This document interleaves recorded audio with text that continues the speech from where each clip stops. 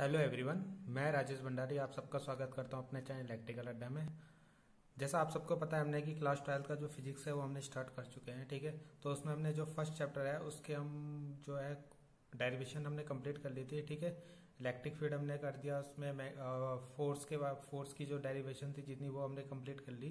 तो आज हम न्यूमेरिकल करते हैं। ठीक है, जो फोर्स से रिलेटेड होगा आपका, जिसमें हम कूलम्ब्स लॉ अप्लाई करेंगे।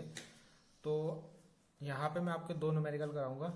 ठीक है, तो ये जो न्यूमेरिकल है ये आपके एनसीईआरटी में भी आपको मिल जाएगा। एनसीईआरटी में जो ये न्यूमेरिकल है, ठीक है, जैसे ये न्यूमेरिकल है तो उसमें आपको ये सॉल्व करके दिखाया है इस तरीके से डायरेक्ट। तो मैं इसको आपको सॉल्व करके भी दिखाऊंगा किस तरीके से ये जो आपका क्वेश्चन है वो सॉल्व हुआ है। ठीक है, एक तो ये डायरेक्ट मेथड है और ये कैसे सॉल्व हुआ है होगा, इसका आंसर 0 कैसा आएगा वो भी मैं आपको सॉल्व करके दिखाऊंगा इसमें। ठीक है, तो देखते हैं इस क्वेश्चन को। एक समबाहु त्रिभुज के शीर्षों पर, ठीक है, समबाहु त्रिभुज क्या होती है, जिसकी सारी भुजाएं बराबर होती है। तो इसकी ये भुजा भी एल बराबर होगी। ठीक है, एल ले लेते हैं, इसकी ये वाली भुजा भी। ठीक है, ये वाली भी। तो ये एक समबाहु त्रिभुज बन गया।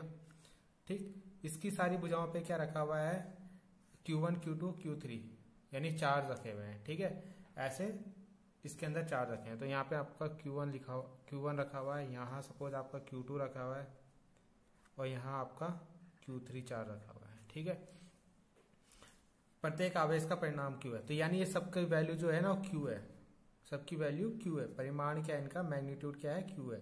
ठीक है, अब Q1 आपका, इस क्वेश्चन को आपको इस तरीके से भी देख सकता है कि Q1 की वैल्यू भी 10, Q3 की वैल्यू भी 10, Q2 की वैल्यू भी 10। तो ये इस तरीके से भी आ सकता है आपका। ठीक है, उसके बाद आपको क्या करना है, इसके सेंटर, ठीक है, जो सेंटर है यहाँ पे क्या निकालना है, त्रिभुज के केंद्र O पर एक Q0 है, यहाँ पे एक चार्ज Q0 रखा हुआ है। ठीक है, सपोज ये Q0 यहाँ पे एक चार्ज रखा हुआ है छोटा सा, आपको इस पे फोर्स निकालना है। ठीक है, तो आपको पता है फोर्स किस तरीके से निकालेगा, इसमें Q1 के कारण इसमें जो फोर्स लग रहा होगा, क्योंकि यहाँ पे अलग अलग चार्ज है, 3 चार्ज रखे हुए यहाँ पे। ठीक है, और सबकी वैल्यू सेम है। तो इससे इस पे जो फोर्स लग रहा होगा, इसके कारण इस पे जो फोर्स लग रहा होगा, इसके कारण इसमें जो फोर्स लग रहा होगा, तीनों फोर्स हमें कैलकुलेट करना है। ठीक है, तब उनका आंसर जो आएगा आपका 0 आएगा। ठीक है, क्योंकि सेंटर पे जो भी फोर्स लगता है आपका, ठीक है, एक अगर आपका समबाहु त्रिभुज है और उसके सेंटर पे जो फोर्स लगेगा वो 0 आएगा। तो ये देखते हैं,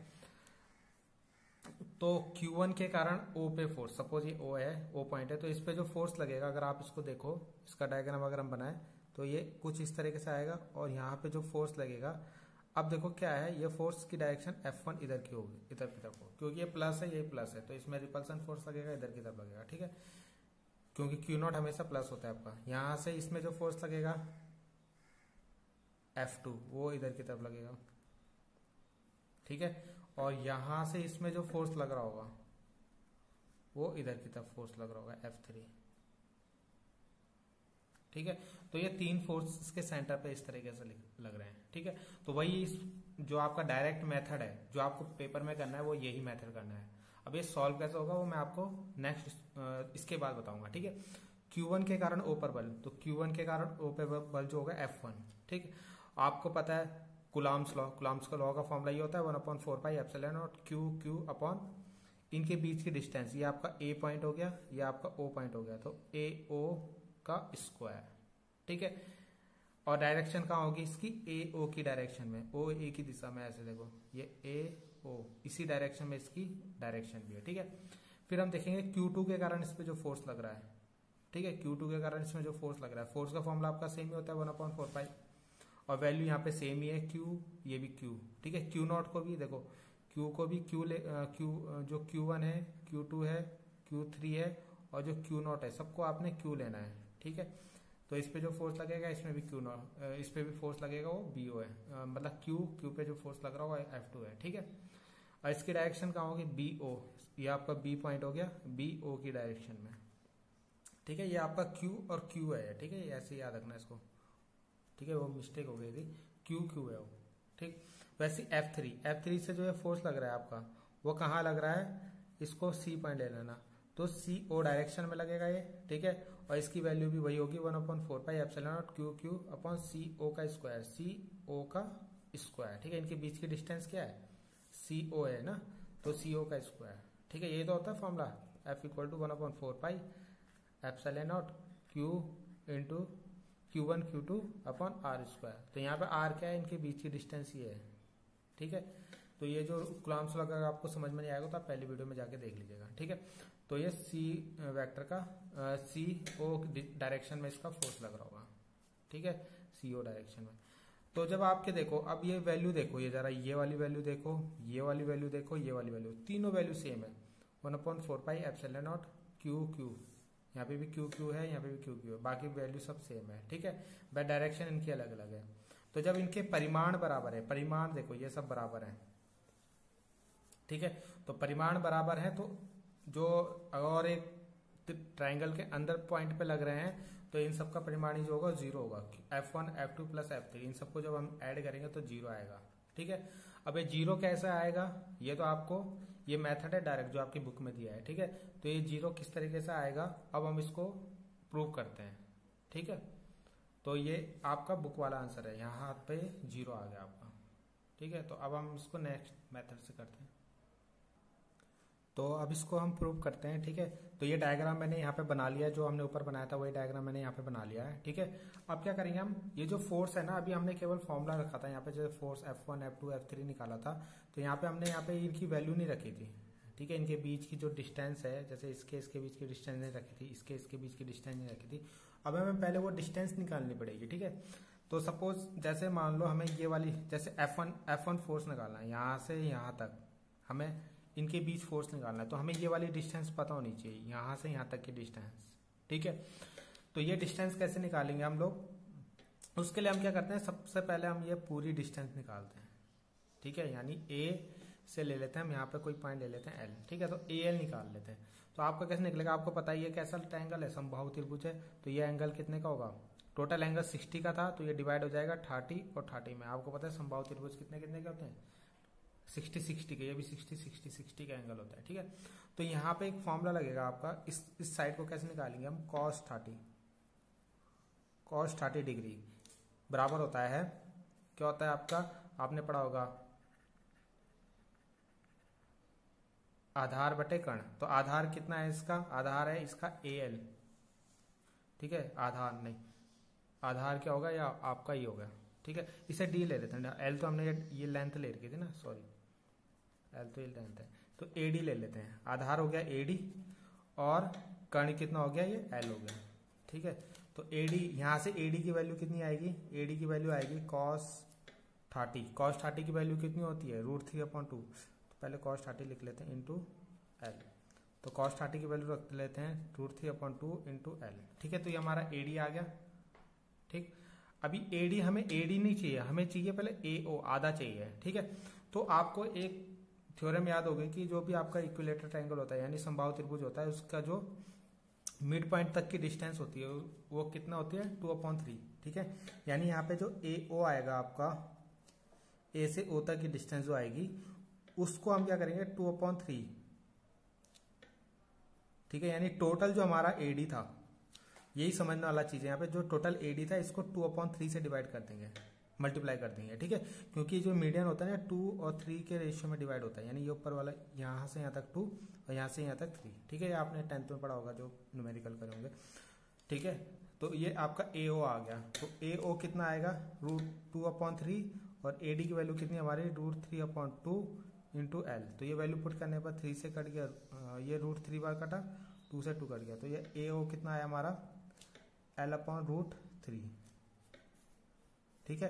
तो यानी ये वाली डिस्टेंस हमें मिल गई, वैसे यही डिस्टेंस ये भी होगी, ये भी होगी, यानी AO के बीच की डिस्टेंस भी आपकी यही होगी, ठीक है। BO भी आपका इतना ही होगा, ठीक है, और CO भी यही होगा आपका, ठीक है, क्योंकि सेम डिस्टेंस है सब, तो सबकी वैल्यू यही आ गई। यानी आप सबके सब फॉर्मूले में याद, जो आपके फॉर्मूला आए थे F1 AO, वहां पे भी आप ये वैल्यू रखोगे, यहाँ पे भी यही वैल्यू रखोगे और यहाँ पे इसमें भी यही वैल्यू रखोगे, ठीक है। तो हम एक एक करके सारी वैल्यू निकाल लेते हैं। तो जो हमारा यहाँ पे था देखो, एक मिनट है, आपको दिखना होगा, F1 जो था हमारा, ठीक है, जैसे F1, तो F1 की वैल्यू कितनी थी, 1/4 epsilon not Q into Q upon AO था ना, AO अभी हमने निकाला L/√3, ठीक है, स्क्वायर। तो जब आप इसका स्क्वायर खोलोगे तो कितना आएगा, √3 का स्क्वायर खुलेगा तो ये 3 हो जाएगा और 3 ऊपर चला जाएगा, ठीक है। तो ये हो जाएगा 3/4 pi epsilon not Q into कितना L स्क्वायर, ठीक है। ऐसे ही आपका F2 भी आ जाएगा, F2 भी क्योंकि यही वैल्यू है तो यही आएगा, ठीक है, L/√3, ठीक है, यानी BO की जगह भी L/√3 रख दिया हमने। तो ये भी आपका कितना हो गया 3/4 pi epsilon not Q into Q। देखो करना आपको वही वाला मेथड है जो ये वाला है, ये केवल आपको समझने के लिए जो ये वाला करवा रहा हूँ, ठीक है। इसी तरीके से आपका F3 भी आ जाएगा, ठीक है। F3 भी डायरेक्ट लिख लो इसे, ठीक है। तो 1/4 pi epsilon not Q into Q/L square यानी 3 आएगा, ठीक है। डायरेक्ट लिख लिया क्योंकि उसमें भी आपको L/√3। तो आपको दिख रहा है 3 F3 आ गए हमारे, ठीक है। अब आपको दिख रहा है कि F1 तो नीचे की तरफ लग रहा है यहाँ पे डायग्राम में, F2 इधर लग रहा है, F3 इधर लग रहा है, ठीक है। तो आपने पढ़ा होगा जब वेक्टर, इनमें वेक्टर लगा लो, ठीक है। जब वेक्टर आपने पढ़ा होगा तो आपने वेक्टर पढ़ा होगा, जैसे ये 2 वेक्टर हैं, ठीक है। एक फोर्स इधर की तरफ लग रहा है, एक फोर्स इधर की तरफ लग रहा है। जैसे ये यहाँ पे देखो F2, तो इनका कुछ रिजल्टेंट होगा, उनका रिजल्टेंट ये होगा सपोज FR, ठीक है। इन दोनों फोर्सों का रिजल्टेंट ये होगा। तो ये इसकी वैल्यू कैसे निकालते हैं हम? रिजल्टेंट का फॉर्मूला आपने पढ़ा होगा, R इक्वल टू होता था F2 का स्क्वायर प्लस F3 का square plus 2F2 F3 cos theta, ठीक है। ये आपने 11 में पढ़ा होगा, तो वही फॉर्मूला हम यहाँ पे यूज करेंगे, ठीक है। अब हम क्या करेंगे, यहाँ पे जो कौन कौन सा फोर्स लेंगे, F2 और F3, इनका रिजल्टेंट हमें निकालना है। तो यहाँ पे जो हमारे तीनों फोर्स हैं, F1 वेक्टर, F2 वेक्टर, ठीक है, F3 वेक्टर, इनको हम, इनका मैग्नीट्यूड हम F ले लेते हैं, ठीक है।